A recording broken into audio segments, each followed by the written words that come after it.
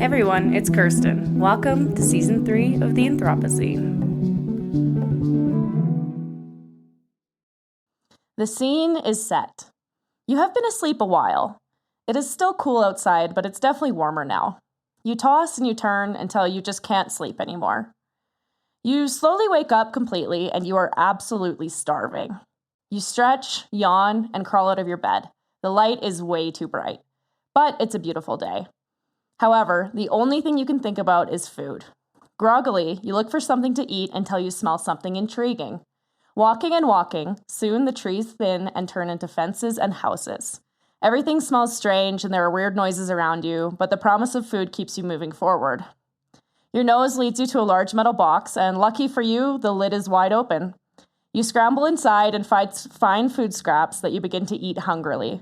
However, you're soon startled from your feast from a bunch of loud noises, banging on the side of the metal and shouting. Frightened and confused, you leap from the bin and run back to the woods.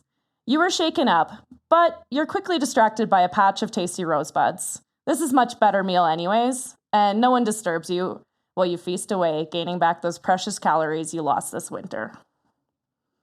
Hello, everybody. Welcome back to another episode of Season 3.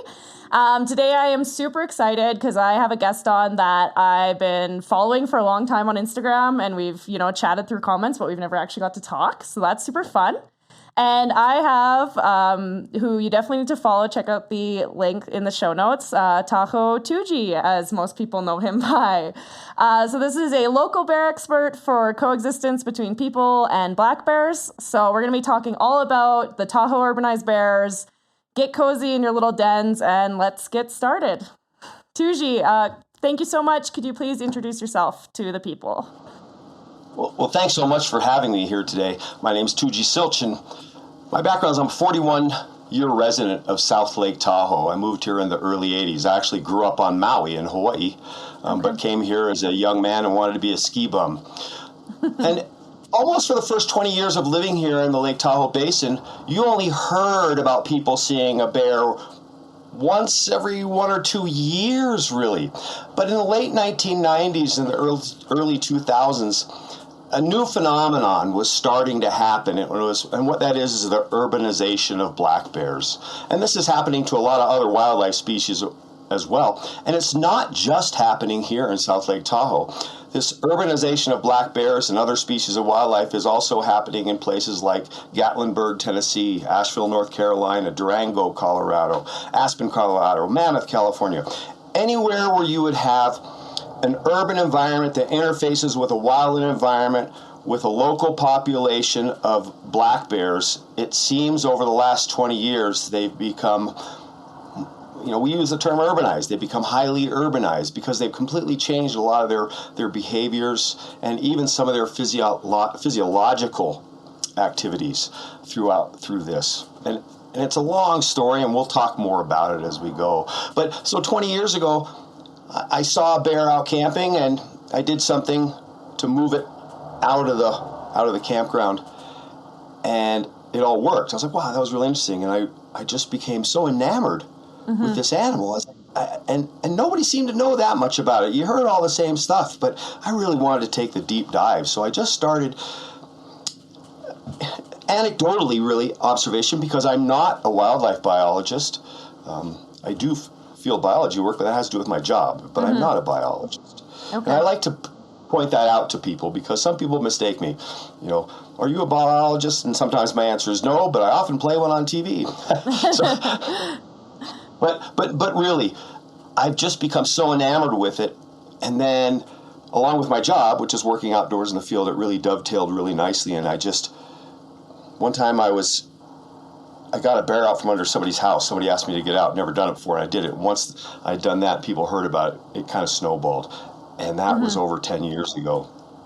So I've kind of become one of the main, bear eviction aversion guys here in the South Shore of Lake Tahoe, and we'll talk more about that as well. Okay, that's super interesting. Yeah, it comes up again and again on this podcast how people kind of accidentally sort of fall into what they're doing because of a passion or an interest, and you never really know where you're going to end up. I feel like that should be like the slogan now from the last few episodes that we've had. Before we really do like circle back and dive into the bears then, when you introduced yourself to me, you said you are a vector technician. Could you just tell us like a little bit about that? Because I think that's super interesting as well. Sure. Well, I'm senior vector technician for the county of El Dorado here in the state of California. I only work 7 months a year, so actually right now I'm off. I go back to work in about 2.5 weeks to start our season back up. Generally speaking, being a vector technician, we focus on mosquito abatement, yellow jacket abatement. But here in the High Sierra, as a vector tech, we also have another focus because I have more boots on the ground experience than any other vector tech in the state of California in one of the longest plague studies in the history of the state of California. So I'm really well versed in the surveillance of plague that moving through sylvatic species of rodents, the plague transmission cycle from sylvatic species of rodents to humans. And I've done work to mitigate that. We've done treatments to mitigate the transmission when we come up with positive fleas with positive Yersinia pestis, which is the causative agent of plague. So again, I do a great deal of field biology. I work often hand in hand, and I do that with the states, but I work with them also on their vector-borne disease case studies. So a patient gets a vector-borne disease here in the South Shore of Lake Tahoe, and the state does an investigation. They bring me in with them, and I don't run necessarily lead, but I run right there with them because, again, it's boots on the ground experience and a knowledge of the local geography and the species that move through the area. So I do a lot of biology work. And I have a great understanding of the biological process. And throughout my experience, I've kind of learned to speak some of the language as well. So I love my job. I have a passion for it like you wouldn't even believe. Oh, that sounds so interesting. I know it was crazy to me. I think I was reading like the Science Today newsletter about somebody getting the plague in Ohio, and I hadn't even, like, this seems really ignorant, but I hadn't even realized that the plague was still like an active issue. Like, it's such this like abstract, a million years ago problem, which I know not even that long, but yeah, and they probably got it from their cat, which if you didn't have enough reasons to keep your cat indoors, here's another one, people. But anyway, digress for now. But yeah, that was crazy to me. I couldn't believe it. No, that's true. Interestingly enough, in 2020, we had a local human plague case, non-fatal, that I was deeply involved in that investigation, and we figured out exactly where she got it from. So here, our host species of Yersinia pestis, of the plague causative agent, would be our sylvatic rodents. In other words, California ground squirrel, golden mantle squirrel, and our 5-6 species of chipmunks we have here. Right, okay. So whereas in other places like in Ohio and Colorado, it runs through the prairie dog population. But the deal about, you brought the cats with the woman in Ohio. So if I get bit by a flea that's carrying Yersinia pestis and it transmits that to me, I'm contracting what's called bubonic plague. It goes into my blood and goes into my lymph nodes, bubos, under your shoulders. You'll have swelling in your neck and your crotch and under your shoulders. Under your armpits there. And you have about almost 2 weeks to treat it. It's pretty safe. But what happens when you get it from a cat is a cat's got it from that flea bite, but now the cat can spread it pneumatically. Right. So it's coughing up its sputum. And when you contract it that way directly into your lungs, you've got about 3 days for treating that disease. And it's highly treatable with antibiotics because it's not a virus, it's a bacteria. So, yeah, but it happens. And there's just a case recently of a cat testing positive for plague up in North Lake Tahoe, actually in Truckee, I believe. Okay. So, vector-borne diseases are really interesting. Right. The plague I can take it down a hole. I can take it down a deep rabbit hole and all that stuff because I'm highly trained on it. But we're not here to talk about that today, are we? I mean, we could come back another time maybe, and we could get into that as well. But yeah, I just wanted to introduce that for a little bit of your background. But yeah, I mean, people are probably here for the bears because we love the bears. So we're going to get back into that. So you told me a little. Sorry. Interestingly enough, I sorry to interrupt you, but oftentimes I've collected bears that have been hit by cars. And I pick them up and then I discard them for fish and wildlife into a safe place. I dispose of them or lay them to rest is a better way to put it, really.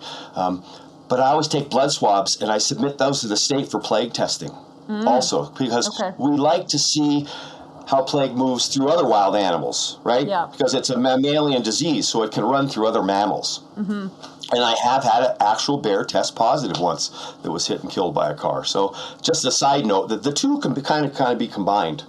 Oh, absolutely. There's so many intersections across literally everything, like in all of the different studies and the ranges of biology. So yeah, and I mean, like you said, you were spending a lot of time outdoors in your job, and then you little by little just became, I guess maybe obsessed isn't the right word with the bears, but what is a little bit more of that background story, how you became like this local go-to guy?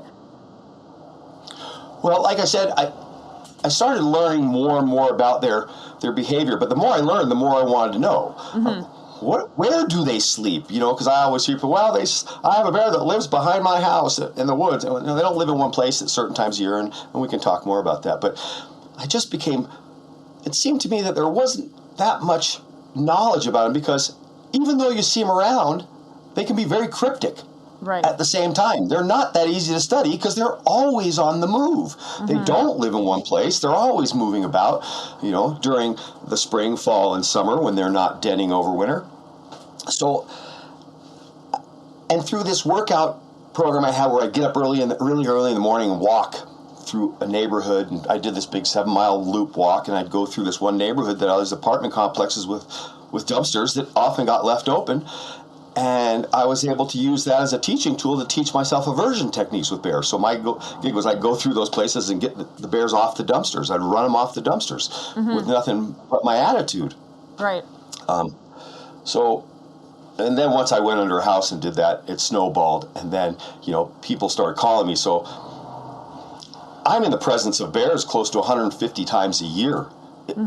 Whether it's, doing aversions, evictions, I do average about 30 to 40 of those a year. But I go check on bears. I know where they bed down in the summer. I know where they're denning in the winter. And I go look at them. I like to study them. In the wintertime, I'll crawl onto dens with males and put cameras on them to see how they're reacting and what happens. And it's always interesting because, people have a different idea of what hibernation is compared to what it actually is. It's very different. Torpor is not in a coma-like state. They're actually very cognitive, they're awake, and when I'm under the house with them in those situations, they're looking at me and watching me, and I really have to pay attention to them to make sure that they don't get stressed out in that situation. If I'm moving a bear, then I'm stressing it.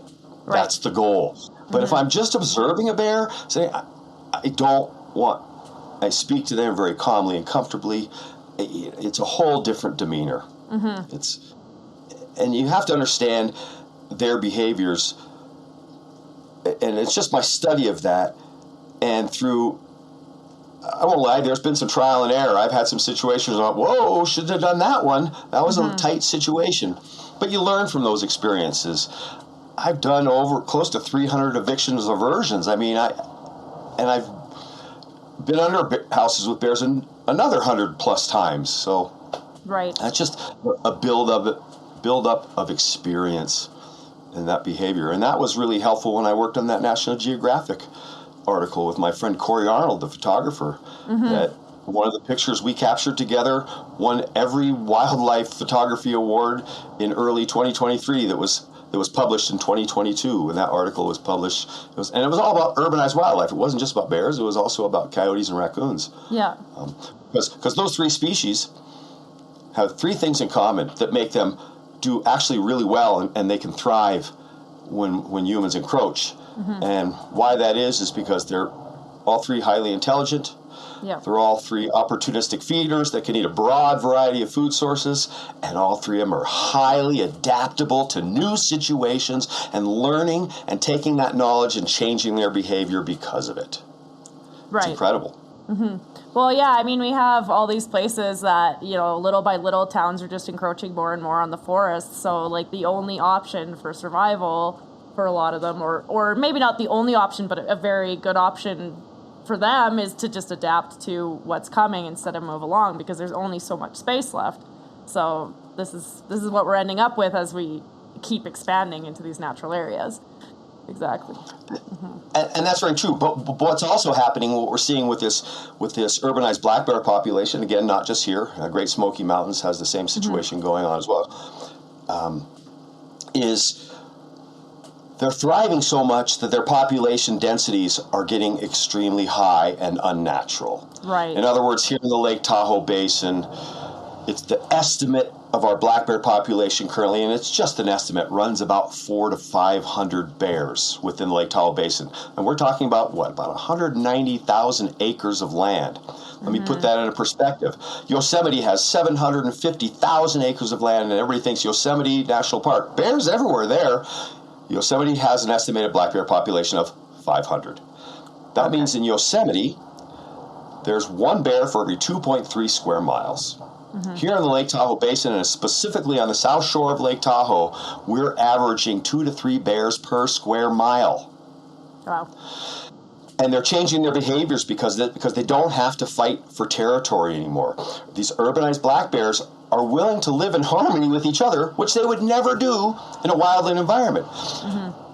3 different times in 3 different winters, I've documented 2 very large unrelated males, and these are different sets of males, denning with feet from each other under the same building. Right. That's incredible. That would never happen in a wild environment. But here in this urban environment, there's no competition for food sources, and there's no competition for mates, because there's enough of both moving around. I've even documented 3 males of different ages, black bears. People go, well, maybe they're siblings. Well, if they're siblings of different litters, they would never know each other. Right. There's no way. There's no connectivity between the family like that. That's completely unheard of, to have males moving through the environment together as a group. Right. Generally, the only time black bears socialize with other adult black bears is during mating season. And even that's kind of iffy, and females mate with a number of different male bears. They don't hang out with one. So this urbanization situation is changing their behavior. So people, some people have said, well, are you an expert on black bears? No, I'm not an expert on black bears. I believe my expertise is in the urbanization of black bears, because that's what I live, boots on the ground with every single day of the year here in Lake Tahoe. I mean, in Lake Tahoe, we've become the poster child for urbanized black bear situation and the human-bear conflict issues that come with that. Right. Well, I think this speaks so much to the importance of, natural history, which is this, observation, which I think so many people now that are, trained, quote-unquote, wildlife biologists, all the work they're doing is just as important as that, but there's not always the time or the funding just to observe and just to put more camera traps and, the things that you're saying that you're doing in your day-to-day life. And I think it's, a piece that's, really missing from the science is this natural history element, which is just observation. And, I mean, some people debate it, whether it's science or not, but it adds to science, absolutely, and it's so crucial to understand what's going on. It really is. And I do get a chance to work with a lot of our wildlife biologists specializing in black bear biology from both the California Department of Fish and Wildlife and the Nevada Department of Wildlife, where I worked with all those main biologists in the field on active bear situations. And I'm lucky because they treat me with a fair amount of respect. So I provide them with a lot of different things. There's many times I go out and collect DNA samples for them. They've trained me how to collect that. It's not that hard. Doing saliva swabs or collecting hair samples, it's pretty simple. I provide them with a lot of information and data through that. Just through my observations, I see something weird and I have a video of it. I share it with them. Sometimes they create educational content and they'll ask me to provide them with content to put into their content because it shows some of the behaviors that they're looking for. Yeah, everyone sees the pictures of the tourists at the beach getting the video of a mom and 3 bears going swimming out at Lake Tahoe. But it's the kind of behind the scenes stuff, and that's kind of what my cameras out in the field do. And I'm also observing other wildlife as well. Yeah. So when I see something that's out of the ordinary, the first thing I do is get a hold of my biologist friends and go, whoa, this is what I got going on. Check this out. And they're like, whoa. They get interested. I mean, what was it, in 2021, I captured a video of a badger and a coyote moving through the environment together. It's called mutualism. It's actually a thing. My friend Emma's doing her whole master's thesis on it. So it's exciting to be able to contribute to that, right? There has to be this connectivity between the community members, especially when we're talking about wildlife management folks. So there has to be some kind of connectivity between the wildlife biologists, they're tasked with managing a species that moves through our human environment, and the community members. We got to work together to mitigate the human-bear conflict issues. Absolutely. It doesn't work because there's some people that like to create adversarial relationships with fish and wildlife from either Nevada or California. I do everything I can to work with them. Do I agree with everything they do all the time? No, I don't. Sometimes I wish they'd do a little more. Sometimes I wish they'd do a little less. But at least they often listen to me and they take my opinion. Right. And listen to it. Doesn't mean they're going to do what I say, but they're willing to talk to a community member that they know has a pretty deep understanding of what they're doing. Yeah, well, it's so important. And like that whole citizen science thing, right? Yeah. Oh, for sure. And I mean, why then would you be putting all the work in to like work with coexistence with bears in the community if you're not even interacting or talking with the community? Like, they're the main stakeholders that are involved, and they need to be involved at all the stages. I think that's something that has come up a couple times, just chatting with people that are doing work, that, you can't just come in and like kind of do an interview at the beginning and then, okay, like, here's what we came up with at the end, and maybe hand out like a shitty pamphlet, and that's all you've done to do the work. But yeah, it's super good to hear then that there is this collaboration and that you're working together. It's refreshing for sure. It's very important too, because this urbanized black bears, this is black bears walking through your environment. And again, black bears are not generally a dangerous species to be around. As long as you give them their space, don't block them in, But I like to remind people, if they ever see any of the videos of me doing an eviction, don't try that at home. It's something you don't want to do. Yeah. And I go into those situations with planning. I have that little Rolodex in my head. So because every situation is different. Every crawl space is different. I don't go under every house with bears to get them out. If I find an easier way, then I take the easiest route, the safest route.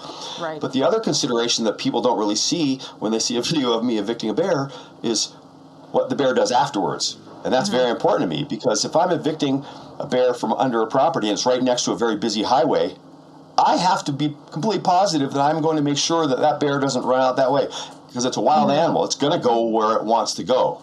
Yeah. So sometimes you have to figure things out and you have to block certain things, but we always have those plans. When my teammate Leon and I, we do an eviction, we look at the situation and we have our little safety meeting is what we call it. It's just a minute or two. And we set out our plans, because we have plan A, plan B, and then there's what we call the plan, right? Okay, Things really go sideways. We still have to deal with the situation. And in all the evictions I've done, I've never been unsuccessful. So if someone's asked me to get a bear from my house, I've gotten it out, and I've never harmed a bear or a human doing those evictions. I've had a few fences broken by bears, but I look at the homeowner and go, sorry, that's a bear. Right. Necessary casualties, I guess. Just the fence. Yeah. And I think the question, some people might ask the question, well, why do you have to get them out front of the house? Some people get really upset at me that we do that. They think, well, you're taking away their denning space.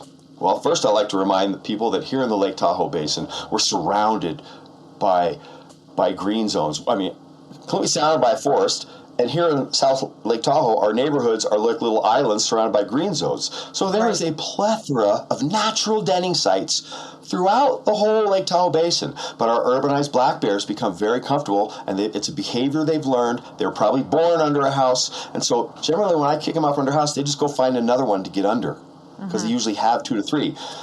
And so I get the people, well, why don't you just leave them there? Well, it's an excellent question. And I'm going to give you an excellent answer.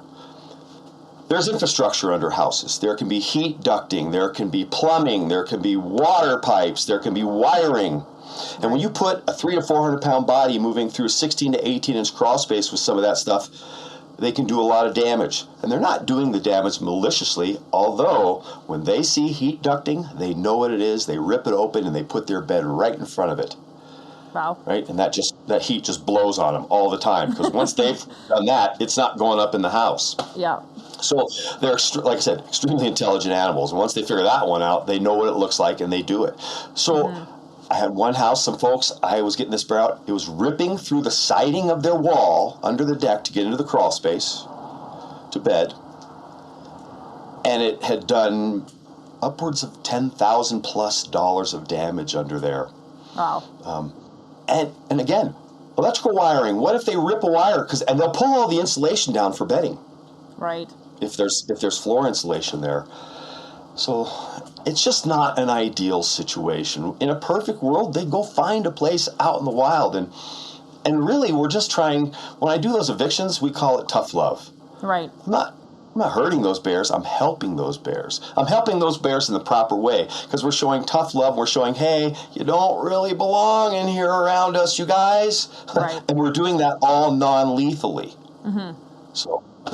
Well, yeah, absolutely. I feel like, you're always going to get those people that are like, oh, poor bear and whatever. But, like, the people that are living in these areas, have the rights to not have all their infrastructure ruined. Also, you don't know, like, when bear comes out hungry, like, what could happen. It's just, like, doing all the things you can to make sure the coexistence actually works. Like, having the bear live under the house, that's not proper coexistence. That is something different. So, yeah, I definitely can see, like, the struggle for sure. Because, people are always so difficult when it comes to wildlife stuff. But I'm not sure if it's the people that have bears under their houses, too, saying, oh, why don't you just leave it? And when you're getting, a $10,000 electrical bill, maybe you won't feel that way anymore.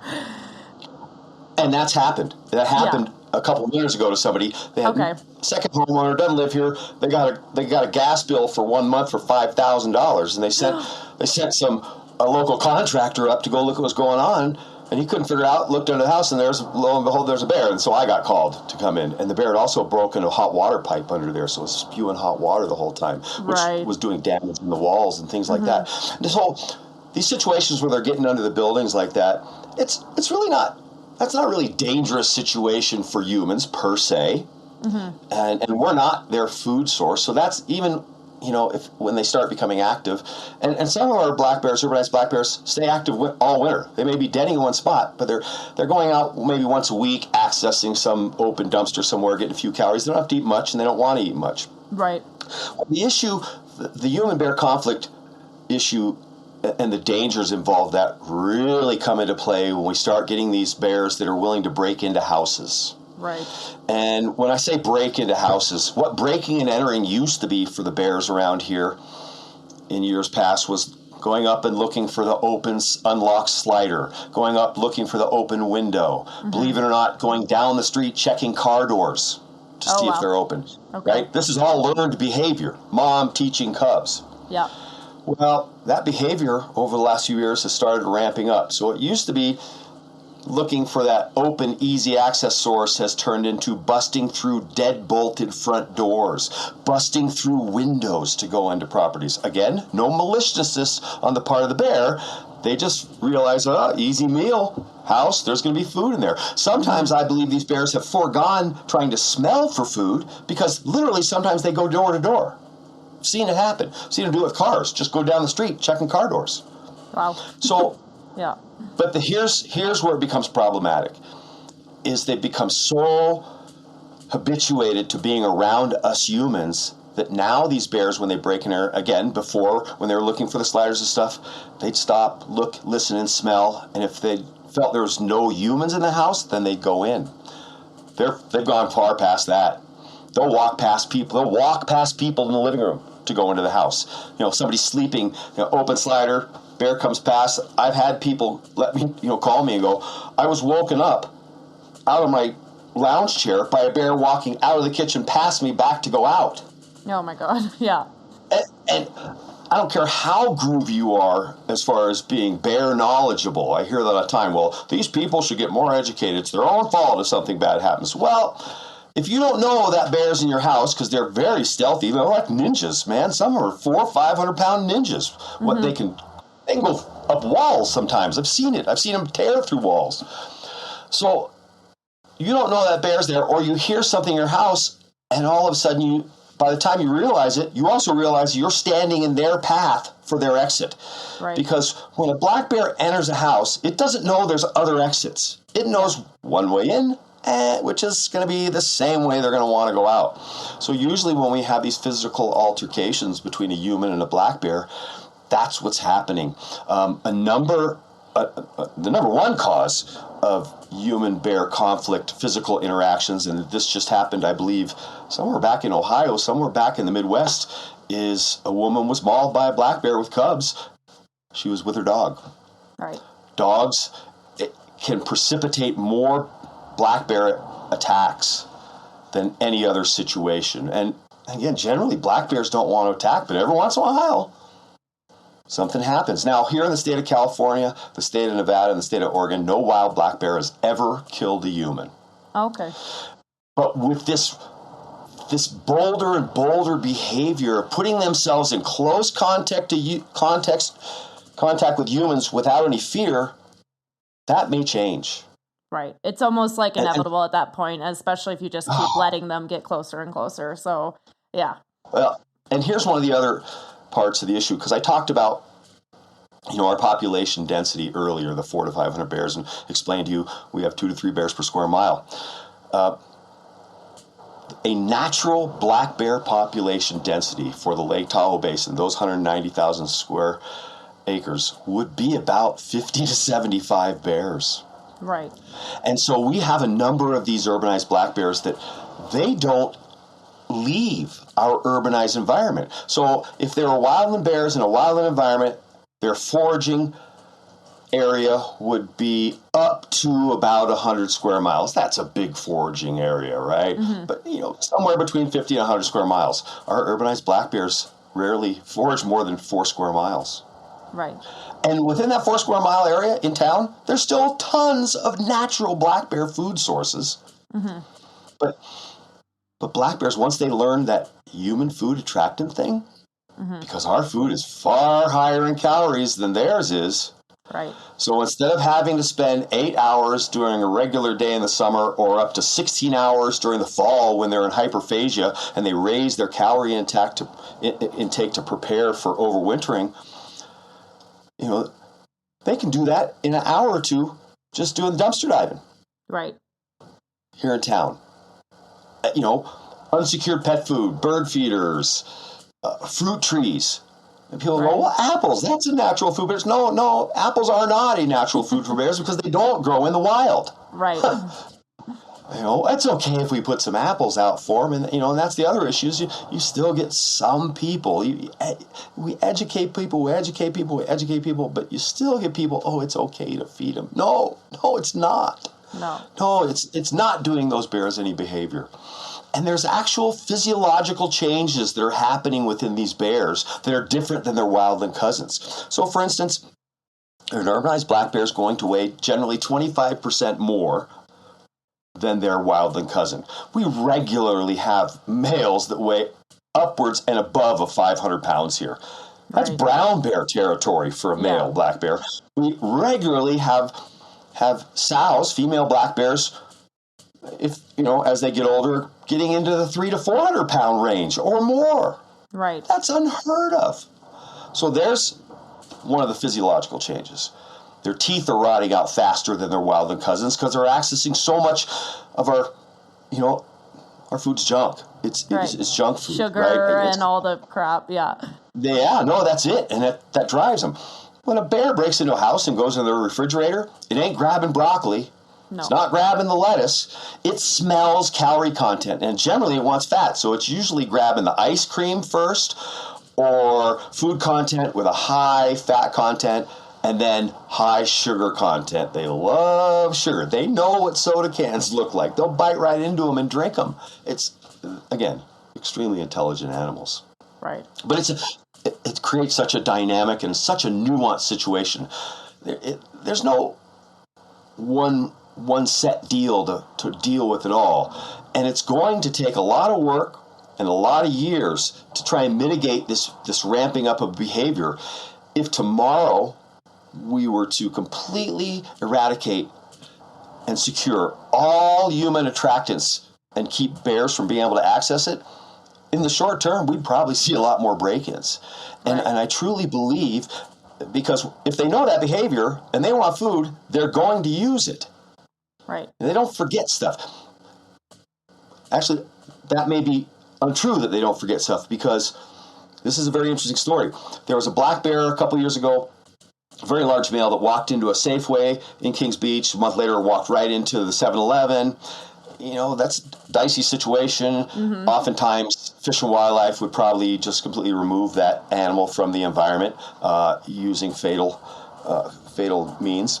Mm-hmm. But because of the outcry and it got so much press, they decided to translocate it. Translocation, relocation doesn't really work that well. The bear either comes back or dies trying to come back, or in this bear's case, completely urbanized bear, and you can only take them within their own genetic range. You can't take them 600-700 miles away. That's not a thing. It has to be because there may be certain diseases running through one population of black bears that another population hasn't seen. So you just can't throw another bear into that. You have to be very careful for those things.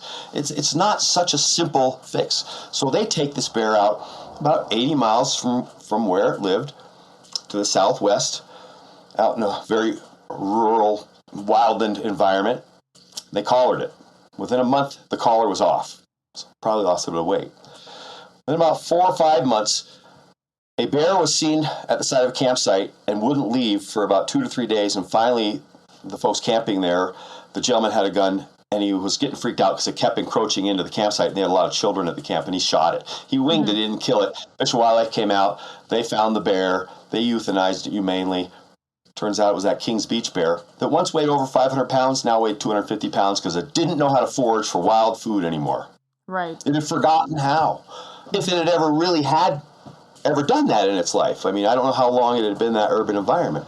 So there's a lot of negative consequences. Mm-hmm. Mortality. It's a super, super complicated story. So like along that lines, like we see the work that you're doing these bear evictions and helping, teach people how to, have better like bear-proof garbages and that kind of stuff. But then what are some other organizations doing then to try to mitigate some of these issues, like on a larger scale? Well, finally, in the last year and a half, the California Department of Fish and Wildlife have created a human-wildlife conflict working group. It's a group of wildlife biologists that are specifically dealing with that situation. So what it used to be, we had my friend Shelley Blair was the one CDFW biologist for the whole county of El Dorado. Oof. And she was doing deer studies and this and that, and so it was impossible for them to ever get ahead of that issue. And so they've created this program, and they've also had another program that they've been running for a couple years prior to that called the Trap, Tag, and Haze program, where they're trapping local bears in urban environments just outside of urban environments that people have complained they're doing it out in the forest. Yeah, they're doing it 200 yards out in the forest next to a neighborhood. I mean, come on. It's not like they're trapping bears 5 miles out in the woods and then doing all this stuff to them. But what they're doing is they trap a bear in the urban environment. They tranquilize it. They sex it. They estimate weight, they estimate age, they take hair samples, they take blood samples, they tag it, and sometimes they even radio collar it. Mm-hmm. Radio collars are expensive, and they're not really made. That technology needs to get better for bears. It's problematic. And then what they do is wakes up and they release it right on site, and they use paintball guns and they yell, and I use a paintball gun. And that's the most lethal weapon I use is a paintball gun. And they yell and scream and try and make it feel very uncomfortable and run away. In Nevada, the biologists have their Carillion bear dogs as well, and they'll use them for that same thing.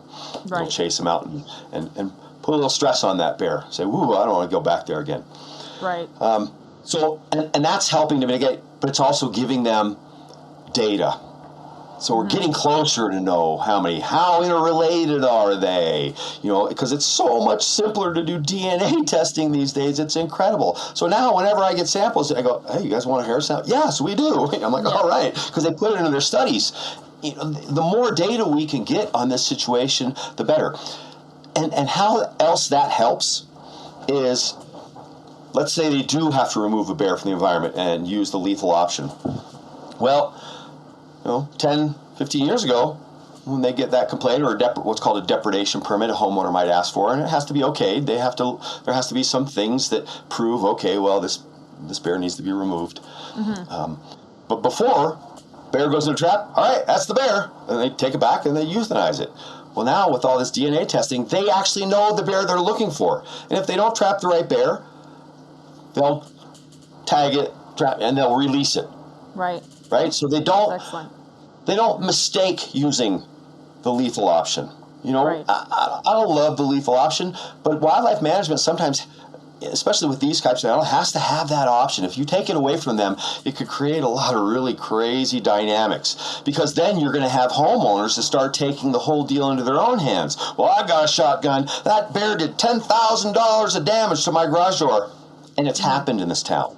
I did help make that person get prosecuted. It was in 2016. Guy shot a bear walking away from it down the street because it had gotten into his trash or something like that. But it happened so many times, and everybody has a different level of what they think. Somebody sees a bear walking the street.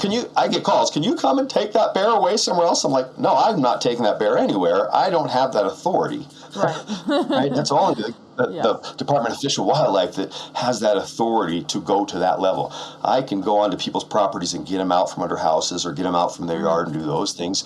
I also get an awful lot of calls of injured bears, and I go out in the field and I triage the situation, because you can't rescue every animal. No. And most animals don't need rescuing, even though people, it's limping. I feel bad for it. Well, if a black bear can walk, even if it's limping, it's going to eat and it's going to survive, right? Because remember, it's an opportunistic feeder. It's generally not chasing its food. Right. So, and I've also come across situations where I had two different situations. I've had bears that were paralyzed from the waist down.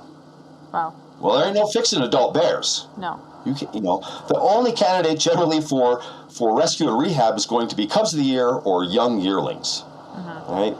Adults, it's just not a thing, because it'd be impossible to treat them. You're not going to treat an adult bear with a broken leg in an enclosure, and they've never been in an enclosure in their life. It's highly problematic. And it might kill the bear because they want to try and get out. It might not, but it might. So sometimes, so with adult bears, it's like they're fine. They can survive. They can eat, and they can find safety. So when I say they can eat, if they can walk, they can eat. If they can climb a tree, they can find safety. Right. When I do a triage on an injured bear, those are the two things I make it do. And sometimes if people are watching me, I say, look, I'm going to show some tough love here. You're not going to like what you're going to see, but I need to see that they can walk, and I need to see that they can climb a tree. And if that's the case, then we don't need to interact. We don't need to do anything here. They'll heal, and they'll be just fine. Right. You see it all the time. That bear some years back, Petals, that was in New Jersey, that only had 2 legs or something like that. And then I see wildlife moving through your environment, missing legs, moving through just fine, surviving robustly. Yeah, they're a lot more resilient than we give them credit for sure. Wow. Well, circling back a little bit to that program that you're saying that they're hazing these bears in the outer forest, that's such a great program. I know people are like, oh, why are you doing it in the woods? But that's the preventative stuff, because obviously the bears that are in the city, in these urban environments, like you said, they've grown up that way and they can't be changed at this point. You're not going to be taking bears out of the urban environment, trying to put them away. They're just going to keep coming back. So that is absolutely the best option. But what I would love to know then is a little bit with, this really high bear population inside. Do you think personally that maybe there should be some culling of the bears, or do you think that, the coexistence is possible? What's your outlook on that? You're asking an extremely nuanced question that people, and I'm going to frame my answer to this very carefully, because never killed a bear in my life, but I have advocated for certain specific bears to be removed from the environment, and there are some people that misconstrue what I say, and they call me a bear killer, that I hate the bears, and I want to kill all bears. That's not at all. No. Well, do I feel that we should have culling to mitigate our population density? No, I don't that way. I believe the only time we should be using that lethal option, because let me get back to why I say that. If we can find a way to secure all our attractants from access by bears, eventually through a number of generations, that population density is going to take care of itself. Yeah. Because they have so much food sources active, they're having as many cubs as they can have every 2 years.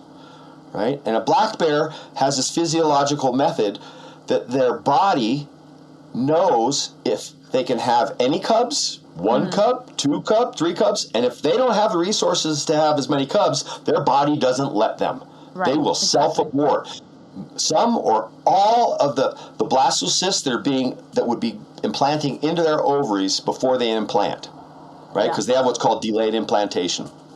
So, again, no culling of bears to mitigate the population density, but severe human conflict bears that have just a history of it do need to be removed. I do believe. And more often than not, what sucks is it's moms with cubs.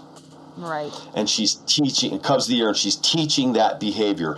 There were 2 sows that were removed and here in town with cubs that were euthanized, prolific. And I'm talking, again, going into houses with people in them, busting through double-paned windows, which is used to be unheard of. Right. Now, you might have heard of that bear, world-famous bear called Hank the Tank. I did not. Hank the Tank. Okay, well, I'll tell you the story, and a lot of people are going to know this story because it went worldwide. Hank the Tank was the bear that busted into a house and was busting into a number of houses in the winter of 2022. And winter of 21-22, so it was February of 2022. And brutal, busting through front doors, people in the houses. It was gnarly. Police came and got it out of the house one Friday night. And as it was going away, they thought it was a male bear, so they took a picture and they posted something on social. Hey, we got Hank the Tank out of the bear. Well, Fish and Wildlife collected some DNA samples. They asked me if I had any DNA samples for that bear because I had dealt with it about a month earlier. I said, no, I don't. I said, but it was just Friday night. It busted in a house. Go call that homeowner and see if you can get in. Well, they did. Turns out it was a female, so really it was a Henrietta. But Hank the Tank had already taken a hold by that. There was people out there, and even a local group that doesn't care for me very much. They were raising money. They were taking Hank the Tank to the bank, right? Because Fish and Wildlife now at this point was actually going down. We got to get this bear, and they were setting traps up, and it just it became this media blitz. And everyone was screaming for sanctuary, sanctuary of the bear, sanctuary of the bear. Sanctuary of an adult bear generally is not a thing. No. Just like rehab. You're not going to take an adult bear that's lived its whole life outside and not in an enclosure and enclose it. Well, Hank wouldn't even go into a trap, so it became a non-issue, and then she kind of just blended in again. Well, this last spring of 2023, found her again. They pretty much knew it was her, and she had 3 male cubs of the year. So they tranked her under the deck in her birthing den. They tagged her and they collared her. But they let her stay. They didn't take her away because of the cubs. And so then I started documenting her. She dropped the collar in about 3 weeks. She pulled it right off. But they kind of knew where she was moving about. And then finally, so many more break-ins, they went, all right, it's time to deal with it. But they already had a plan. And they moved mountains to make this situation happen so I could send her to a sanctuary in Colorado. Just the fact that they're taking a wild animal of that species interstate is a huge issue. So Fish and Wildlife moved mountains to make that happen to sanctuary that bear, and luckily it worked for her. So Henrietta is in that sanctuary in Colorado, and she's really living her best life. I'm so happy it happened, but it's not the norm. No, well, it is and the exception to the rule. For me too, like the amount of resources like that it took to take that one bear, like how much more, securing of of resources, of, education and other things to help more bears could have been done for that. Like, I know a lot of us are idealists and, we want all the bears to live and survive, but taking out one bear every once in a while is what saves the rest of the population. So it's something that people have to grasp, and it's hard. Like, nobody wants to kill a bear. Nobody in Fish and Wildlife is like, oh, heck yeah, today we're going to go euthanize a bear. Like, it's not fun for anybody, but it's the grand scheme of things. It doesn't always work out. And that's a feel-good story. That's awesome. But for me, it feels like a waste of resources. And you guys can at me, go ahead. But that's how I feel. Well, as a little addendum to that story, remember I talked about that group that was raising money to Sanctuary Hank the Tank? Yeah. And that's what they raised the money. We're going to send this to the sanctuary if they get it to a sanctuary. Yeah. Well, conveniently enough, it was a year and a half later when they actually trapped Henrietta and took her there. And at that point, that same organization said, oh, well, that's a different bear. That's not Hank the Tank. With DNA evidence that proved it. I can tell you the whole story of how the DNA evidence proves it. Yeah. But so they didn't spend a dime on any of the money that they raised to give to that sanctuary. Right. I did. I sent that sanctuary $100. Right. Because it almost makes me want to cry because I love that bear. I'd known that bear for years. But I also realized that it had to be removed from the environment. Right. Yeah, I mean, it's such a complicated story, and anything that's, human and wildlife conflict, if you want to call it, or coexistence, or, you have that really great slogan on that one shirt on your Instagram there, like helping people live with bears. There's always a lot of stories. Helping bears live with people is what it says. That's it. Right, right. Bear Solutions, my friend that make the non-lethal electric bear mats. Yeah. And and Heather, who owns that company, she has over 20 years as a wildlife biologist specializing in brown and black bears. She's one of my... When I have questions about bears, I get to go to the experts. I know them well enough, and they answer my questions. It's incredible. That's awesome. Yeah, so on an individual level then, for people that are watching this and they might live in bear country, like, what are just some of the basic things that you can do to help these bears out? Well, the number one thing you can do is secure food attractants from any wildlife, right? And having said that, I even extend that into bird feeders. Now, I'm not completely anti-bird feeder, but I personally don't see a need for it because I believe here, again, in the Lake Tahoe Basin, Lake Tahoe Basin is a Garden of Eden for all the wildlife that live within it, right? Because we got raccoons, bobcats, coyotes, mountain lions will move through, beavers, porcupines. We've got an amazing array of wildlife species live here, and they don't really need our help feeding them. Right. I understand bird feeders, people like to see the birds.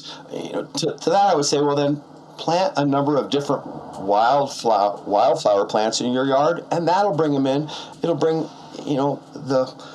the birds that are the hummingbirds and all that, they're going to do the pollinating. It'll bring them all in, but not other wildlife species. Yeah. So that's first and foremost, securing attractants. Again, here in Lake Tahoe, we live in a fairly cool environment, and so none of us have air conditioning. And some of the last couple summers were the hottest I've ever seen in 40 years. We were hitting the 90s regularly. That's rare for us to do. And so what do? We leave our windows open. We leave our sliders open. That's kind of a no-no. If you're not at home, you don't want to leave windows open and unlocked. And if you're home, but not in a room, you shouldn't have those windows open and unlocked. There's little tricks I like to tell people they can do. I won't get into that now, but generally, that's another thing. No food left in your car. No food or attractants left in your car. It's just like camping and backpacking. The rule of thumb with camping and backpacking is if you can eat it or wear it on your body, then it shouldn't be in your tent. It should be in your bear canister, your protected bear canister. When I say anything you wear in your body, chapstick, lotion, all those things can be attractants to a bear because they smell like certain types of food sources that they eat. Yeah, that's something So, that I definitely, like when I started getting out and doing more camping and stuff that I hadn't thought about was like the deodorant. And I was like, oh crap, I left it in the tent. And yeah, we have to go back and get it and throw it in there too. But yeah, so I mean, there's just a couple little sacrifices that these people have to make, but it's just about securing it. But it's to be able to live in this beautiful place where all these wild animals still are, and I think it's like such a privilege because so many of us that live in cities don't get to experience that. So it's annoying and it's frustrating, and sure you have to take a little extra step, but I don't think it's that tough for most of us. it really isn't. Not if you just think about it, and Right. if you use common sense and think about it and take responsibility for your actions. But having said that, I always like to remind people it's such an uphill battle on educating people on things like this. And I use the example of the EPA was created in 1971, and I was 11 years old in 1972 when they had that commercial of the a Native American paddling down the Cuyahoga River, in Ohio. And it's just a mess. It's just nasty looking. And he's got a tear in his eye. This advertising campaign. And from that time on, we spent billions and billions and billions of dollars educating people not to litter and to dispose of their trash respectfully and properly. Yeah. And yet it's still a problem. These education things, even with wildlife. But Yellowstone, people are still walking up to buffaloes and grizzly bears and walking out into the thermal water. You're like, yeah, how are you missing the point here? I don't quite get it, but yeah, we have a long way to go, but I like to stay positive that we're getting there sometimes. Yeah, no, we are. Yeah. I gave a talk night before last. My whole educational component's really shifting, and I'm really shifting it into high speed with giving talks, but I'm also bringing in the youth element. I gave a talk last spring to all 700 students at South Tahoe Middle School. They asked me back I was just there in January and spoke to the new incoming sixth graders, and I'll do that every year.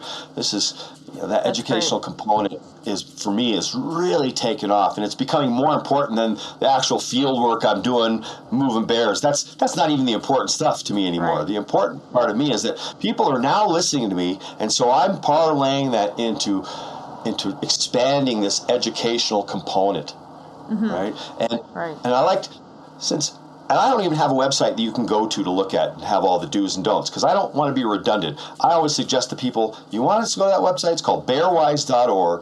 Bearwise is across the United States and Canada. It's a one-stop shop. It's got everything from free downloadable coloring pages to children to templates for county and city ordinances and HOA rules. It's incredible. It's a great resource. And so I don't need to rewrite all that stuff. I don't need to reinvent the wheel. Other people can send that message much better than I can.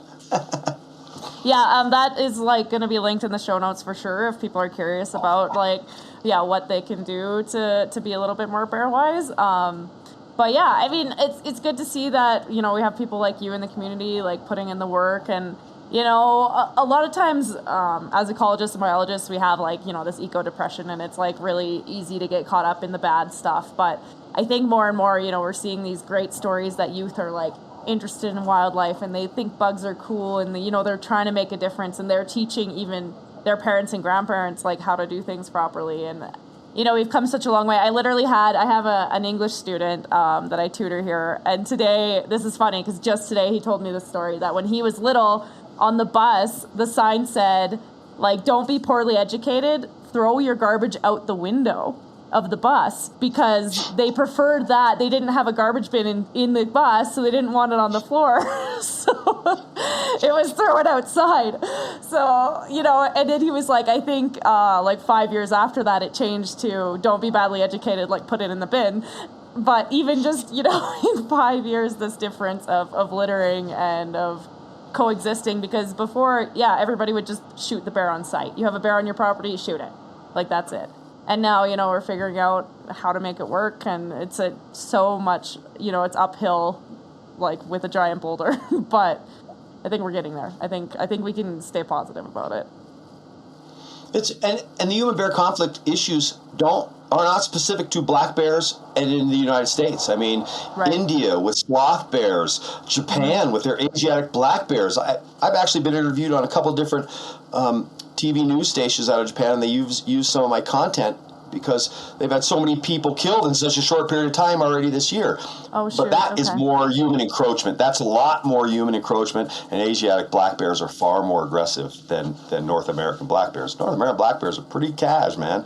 Right. They're casual. That's great. Well, this is awesome. I mean, yeah, for everybody listening, definitely go check out Toogee's Instagram because you have a bunch of like really cool content and you always explain really well what's going on. And also, as you mentioned, you have all these camera traps that trap a whole bunch of other things. If you haven't heard about like the badgers being buddies with coyotes before, also Google that because it's a really cool coexistence relationship. And yeah, there's a bunch of really beautiful things that you have to check out. So definitely people are got to do that.